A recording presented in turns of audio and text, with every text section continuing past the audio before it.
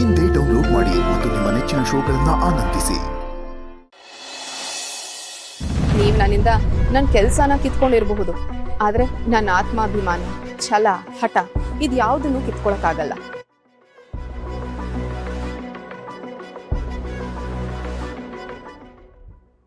ಅಯ್ಯೋ ಅಬ್ಬಬ್ಬಬ್ಬಬ್ಬ, ಏನ್ ಡೈಲಾಗ್ಗಳು ಹೊಡೆಯೋದು ಕಲ್ತ್ಕೊಂಡ್ಬಿಟ್ಟಿದ್ದೀರಾ ಭಾವನಾ ನೀವು. ಈ ಥರ ಎಲ್ಲ ಡೈಲಾಗು ಅಟ್ಲೀಸ್ಟ್ ಯಾವ್ದಾದ್ರು ಒಂದು ಡ್ರಾಮಾ ಸ್ಟೇಜ್ ಮೇಲೆ ಹೋಗಿ ಹೊಡೆದ್ರೆ ಜನ ಚಪ್ಪಾಳೆ ಆದ್ರೂ ತಟ್ತಾರೆ. ಸುಮ್ಮನೆ ನನ್ನ ಮುಂದೆ ಬೇಡ್ದಿದ್ದೆಲ್ಲ ಮಾತಾಡಿ ನಿಮ್ಮ ಎನರ್ಜಿ ವೇಸ್ಟ್ ಮಾಡ್ಕೋತಾ ಇದ್ದೀರಾ ಅಷ್ಟೇ. ನೀಲು ಅವರೇ, ಜನ ಈಗಲೂ ನಮ್ಮನ್ನು ನೋಡಿ ಚಪ್ಪಾಳೆ ಹೊಡಿತಾರೆ. ನೀವು ನನ್ನ ಕೆಲಸ ಕಿತ್ಕೊಂಡು ಏನೋ ಸಾಧಿಸ್ಬಿಟ್ಟಿದ್ದೀರಾ ಅಂತ ಅನ್ಕೋಬೇಡಿ. ಜಗತ್ತಲ್ಲಿ ಇದು ಒಂದೇ ಕೆಲಸ ಅಲ್ಲ, ಬೇರೆ ರೀತಿನಲ್ಲೂ ದುಡ್ದು ಬದುಕಬಹುದು. ಆದರೆ ನಾನು ಒಳ್ಳೆ ದಾರಿಯಲ್ಲೇ ಬದುಕ್ತೀನಿ. ನಿಮ್ಮ ಹಾಗೆ ಇನ್ನೊಬ್ರ ಜೀವನ ಹಾಳು ಮಾಡಿ ಬದುಕೋ ಅವಶ್ಯಕತೆ ನನಗಿಲ್ಲ. ಭಾವನಾ, ನೀವು ಓವರಾಗಿ ಮಾತಾಡ್ತಾ ಇದ್ದೀರಾ. ಹೀಗೆಲ್ಲ ಮಾತಾಡ್ಸ್ತಿರೋದು ನೀವೇ ನೀಲು ಅವರೇ.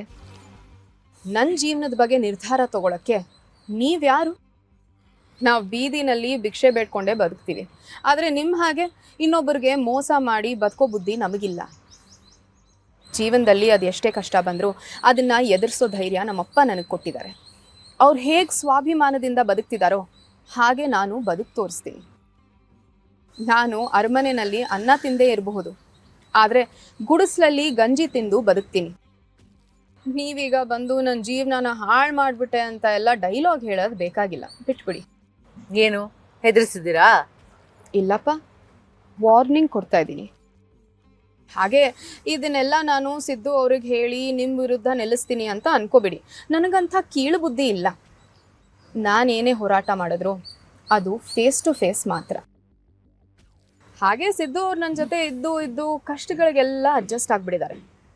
ದೇವ್ರಂಥ ಗಂಡ ನನ್ನ ಜೊತೆ ಇದ್ದಾಗ ನಿಮ್ಮಂಥ ದೆವ್ವಗಳಿಗೆ ನಾನು ಭಯ ಪಡೋದೇನು ಬೇಕಾಗಿಲ್ಲ. ಇದಕ್ಕೂ ಮೀರಿ ನೀವೇನಾದರೂ ನನ್ನ ಜೀವನ ಹಾಳು ಮಾಡೋದಕ್ಕೆ ನೋಡಿದ್ರೆ, ಇದುವರೆಗೂ ನೀವು ನೋಡಿರೋದು ಈ ಭಾವನೆ ಮೃದು ಸ್ವಭಾವ.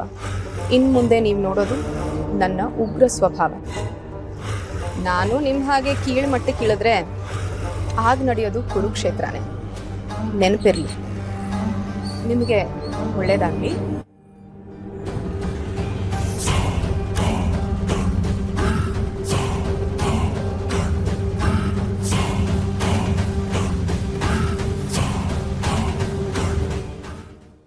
ಇವಳಿಗೆ ಶಾಕ್ ಕೊಡೋಣ ಅಂತ ಬಂದರೆ ಇವಳು ನನಗೇ ಶಾಕ್ ಕೊಟ್ಟು ಹೋಗ್ತಿದ್ದಾಳಲ್ಲ. ಎಷ್ಟು ದಿವಸ ಹೀಗೆ ಮೆರಿತಾಳೆ? ಟೈಮ್ ನೋಡಿಕೊಂಡು ಸರಿಯಾಗಿ ಹೊಡಿತೀನಿ. ಇವಳ ಅಹಂಕಾರನ ಮಣ್ಣು ಮುಕ್ಕಿಸ್ತೀನಿ.